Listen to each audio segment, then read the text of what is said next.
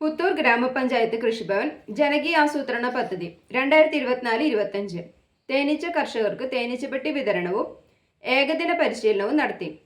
തിങ്കളാഴ്ച കുരിശുമൂല കല്യാണ മണ്ഡപത്തിൽ സെമിനാർ നടത്തി. പുത്തൂർ പഞ്ചായത്ത് വൈസ് പ്രസിഡന്റ് അശ്വതി സുനീഷ് ഉദ്ഘാടനം ചെയ്തു. PS സജിത്ത് അധ്യക്ഷത വഹിച്ചു. കൃഷി ഓഫീസർ ദിവ്യ സ്വാഗതം പറഞ്ഞു. തുടർന്ന് തേനീച്ച കൃഷിത്തോട്ടങ്ങളിൽ സന്ദർശനവും പഠന ക്ലാസും നടത്തി. തേനീച്ച കൃഷി പരിശീലകൻ മുരളീധരൻ ക്ലാസ് നയിച്ചു. Kerala times media.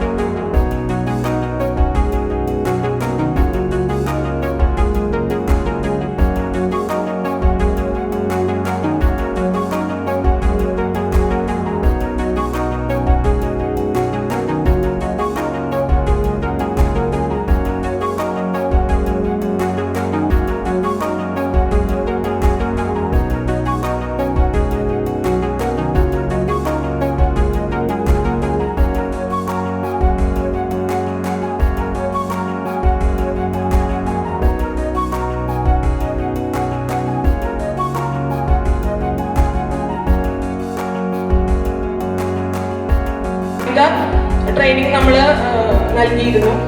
രണ്ടാമത്തെ നമ്മൾ നൽകിയിട്ടുള്ളത് കുറച്ച് പേരുടെ അഭാവമുണ്ട്. അത് കുറച്ച് ഈ തിങ്കളാഴ്ച ആയതുകൊണ്ടുള്ള ഒരു വിഷയങ്ങൾ നമ്മൾ വിളിച്ചപ്പോൾ ആളുകൾ ഇപ്പോ season standing committee chairman panchayat vice president Shrimati Ashwathi class എടുക്കാൻ എത്തിയിരിക്കുന്നത്. എന്നിട്ടാണ് അദ്ദേഹത്തിന്റെ ക്ലാസ്. അതുകൊണ്ട് സാറിനെ വളരെ ചെയ്തുകൊണ്ട് നിർത്തുന്നു. നമ്മുടെ മുരളീധര മാഷ് ഈ തേനീച്ച കൃഷി പദ്ധതി നടപ്പിലാക്കണമെന്നുള്ളത്. അപ്പൊ കഴിഞ്ഞതിന്റെ മുന്നിലത്തെ വർഷം നമ്മൾ ഇത്തരത്തിലൊരു പദ്ധതി വെച്ചിരുന്നു. അന്ന് ഇത്രയ്ക്കും ആളുകൾ ഉണ്ടായിരുന്നില്ല. അപ്പൊ വീണ്ടും നമ്മൾ ഇത്തവണ മുന്നിട്ട് പ്ലാൻ ഫണ്ടിനും അവരുടെ പദ്ധതി അടക്കം 2 ലക്ഷം രൂപയാണ് നമ്മൾ ഈ പദ്ധതിക്ക് വേണ്ടി വകയിരുത്തിയിട്ടുള്ളത്. അപ്പൊ ഗ്രാമസഭാ ലിസ്റ്റിനകത്തും അതുപോലെ തന്നെ പദ്ധതി ലിസ്റ്റിനകത്തും വന്നത് നമുക്കൊരു 25 പേരാണ് തയ്യാറായി ഈ തേനീച്ച കൃഷി പ്രോത്സാഹനവുമായി ബന്ധപ്പെട്ടുകൊണ്ട് അത് പദ്ധതി നടപ്പിലാക്കാൻ വേണ്ടി തയ്യാറായി വന്നത്. അപ്പൊ അവർക്കുള്ള കൂടുകള് ഒരു മാസം മുമ്പ് വിശ്വസിക്കുന്നു. കഴിയുന്ന സമയം വരെ നിങ്ങൾ എല്ലാവരുടെയും സഹകരണം അഭ്യർത്ഥിച്ചുകൊണ്ട് ഔപചാരികമായി ഉദ്ഘാടനം ചെയ്തതായിട്ട് അറിയിക്കുന്നു. നാട്ടിലും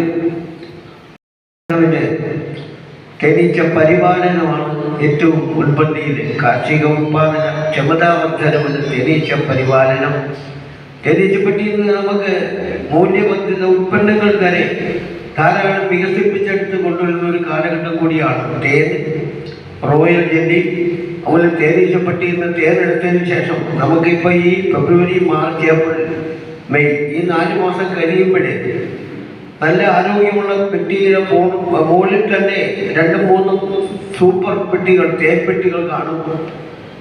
നമ്മുടെ മഴക്കാലം തുടങ്ങുന്നതോടുകൂടി ജൂൺ മാസത്തോടുകൂടി നമ്മൾ ആ തേനറകളെ വളർച്ചയ്ക്ക് നമ്മുടെ 1000 ഗ്രാമപഞ്ചായത്ത്, നമ്മുടെ മുഴുവൻ ത്രിതല പഞ്ചായത്ത്, ബ്ലോക്ക് പഞ്ചായത്ത് കൃഷിഭവന്റെ പരിധിയിലാണ്.